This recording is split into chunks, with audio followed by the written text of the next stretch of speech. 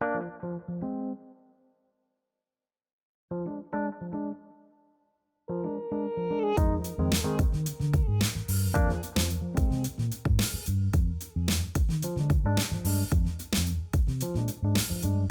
everyone, Mike here at Common Good. We are doing a Spirits Guide Rum edition today. We have some beautiful rum friends here. We have some fun stuff to talk about rum as a whole, kind of an understanding of the history of the category, how to think about the category, maybe in ways that we don't typically think about it. And then talk about some of the really fun rums that we have here at Common Good that we use a lot in our cocktails. All right, let's talk a little bit about this history of rum, a very truncated version. Rum has a great history, and especially in the Americas, not just the red, white, and blue sense, but the Americas as a whole.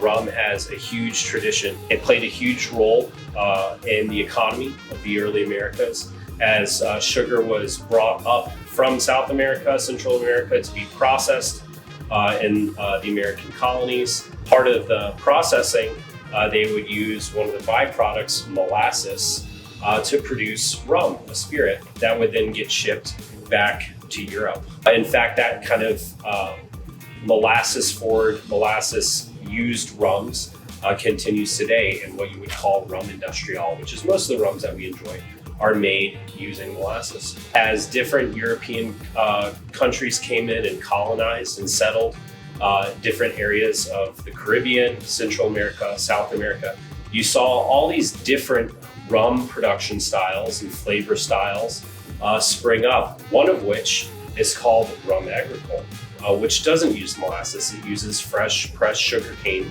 and that comes from the French colonized island of Martinique.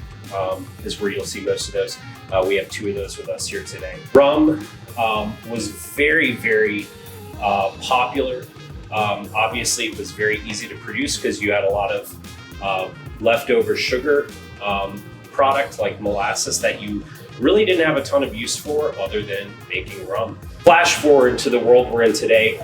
Rum in America is kind of a misunderstood spirit. I would say most people think of rum, they think of a daiquiri that's like in a fishbowl, multicolored, super sweet, basically like a Slurpee on steroids with a bunch of sweet stuff in it. Or we think of spiced rums, Captain Morgan's, things like that. But we still have access to some really great real rums. Some rums that represent the spectrum of style and flavor and taste that is available within the category. And so once we kind of break out of what we're maybe familiar with historically here, we're going to discover like a lot of really great spirits that are varied and great to enjoy on their own, and a wide variety of cocktails that feature rum that are different than maybe what we think of. I think a lot of times people say, oh, there's rum in it. Oh, it's going to be super sweet. Not necessarily, not true. And we'll see that today. We're gonna start by talking about probably the rum that we have here that's most familiar. Bacardi VIII, which is the one we have here, is an 8-year aged rum, is honestly one of my favorite rums on the planet. Complex flavor profile, not too sweet. A lot of rums, you see like a bottle of rum at the store, especially an aged rum. You're used to this Spanish style rum that's going to taste just kind of like a little bland, a little sweet. I always think they taste like vanilla extract and alcohol. The Bacardi VIII is not that way. Bacardi VIII is a great rum. I think most people, they think of Bacardi, they think of a little guy like this, the Bacardi Silver. Maybe think of like a Bacardi cooler, and that kind of paints our expectation of the brand. The Bacardi family has been making rum for over a century. They produced rum in Cuba before the political climate there changed, and then they left, and now they've been making rum in Puerto Rico. This 8-year rum shows that they really know how to make a great spirit. This is one that goes great, obviously in a cocktail like a daiquiri, but if for like the whiskey drinker, the bourbon drinker out there who likes something that they can slowly sip on and kind of break down the complexities, this is one that I think is great, neat or on the rocks. This is absolutely one of my favorite rums of all time. Up next, we're slowly getting away from maybe the more traditional flavor profile we'd expect from a rum as an American. This is Smith & Cross Jamaican rum. Jamaican rums are great. We have a couple different Jamaican rums here. The way that they're distilled and the way that they're fermented, they're gonna allow all these kind of wild esters. So this really raw, wild fermentation to take place, and the way they distill it, they're not cutting that out. So you get these rums that are incredibly complex. One of the first things you always pick up is like a heavy molasses flavor, but as you sip it, it just branches off into all these, different fruit notes, all these different things in it. Here we have another one that's like a little bit of a branch off. It's got a complexity to it, but this Stiggins Fancy has pineapple flavor added to it. I think typically when we think of flavored rums, we think of like a spiced rum. We think of Captain Morgan does a thing called Jacko Blast during Halloween. It comes a little pumpkin. It's got like disgusting stuff added to it. But this shows that not all flavored rums are made that way. A lot of times flavored rums, like your spiced rums, typically a spiced rum is a way for a producer to hide and offload an inferior distillate, an inferior spirit. We have some rum, it's not that great. Let's add some flavor to it, cover it up, we can still sell it. This is not that way at all. Plantation makes an incredible rum. Younger rums, ones with older age statements, some really unique stuff. And the pineapple is one that they always make. And that really great tropical fruit note comes through, but in a really genuine way. One of a bad example would probably be like a Malibu flavored rum. This, you're getting real fruit in it. You're getting this really solid, complex flavor, really honest tropical fruit notes in it. It's great. All right, we're gonna do a little 2-for-1 here. And this is probably my favorite, personal favorite of the rum world, Rum Agricole.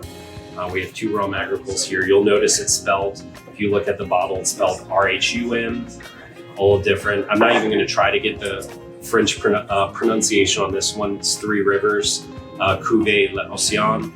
This one's Nissan Élevé sous bois, which means raised under wood. Nissan makes a whole range of really great Rum Agricoles. This is one of their aged ones. I love when a spirit kind of breaks from the expectation and can really throw you for a loop and kind of get you to investigate a category that you thought you understood. So if you're that kind of person, you're sitting at home, you're like, I know rum. I've had plenty of rum and cokes. I know what I'm doing.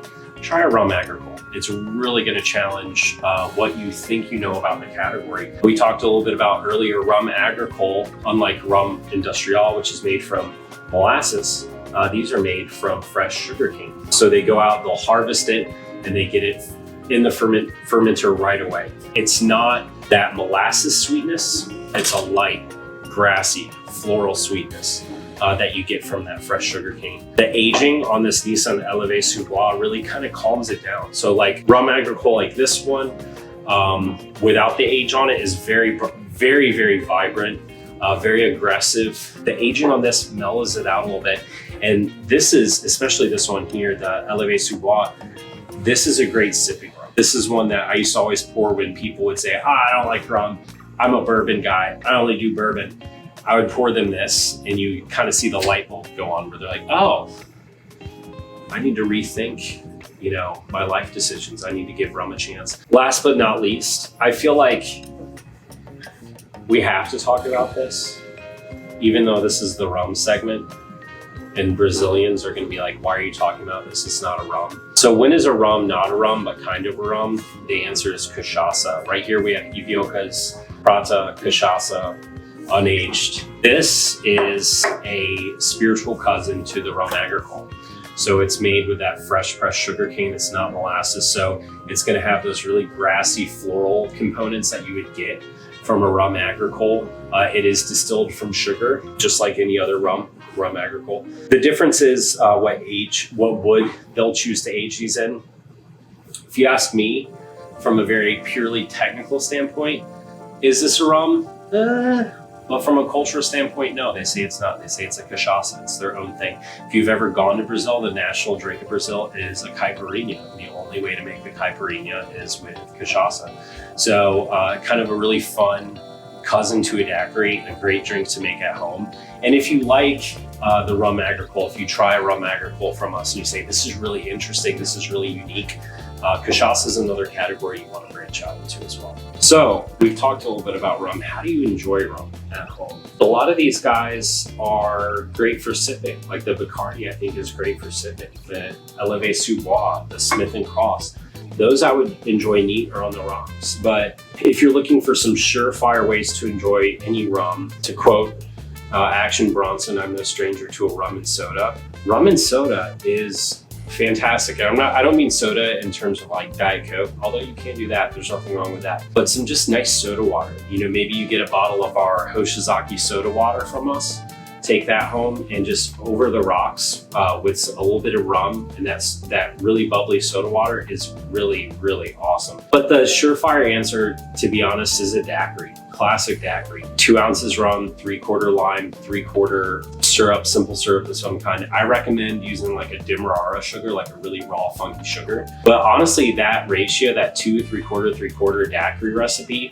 you can take pretty much any rum and toss it in. And it's kind of fun to see how different that cocktail turns out based on the rum. Like obviously, if you use something like the Eleve Sous Bois or the La Océane, you're gonna get this very grassy, floral, bright, feel like a gimlet. You're gonna love that daiquiri. But if you toss in like the Smith & Cross, especially with that black sugar, you're gonna get just this really robust, funky, flavorful daiquiri that kind of takes you by surprise. You know, I think we think of daiquiris as being this thing with like gummy worms and strawberries and stuff in it.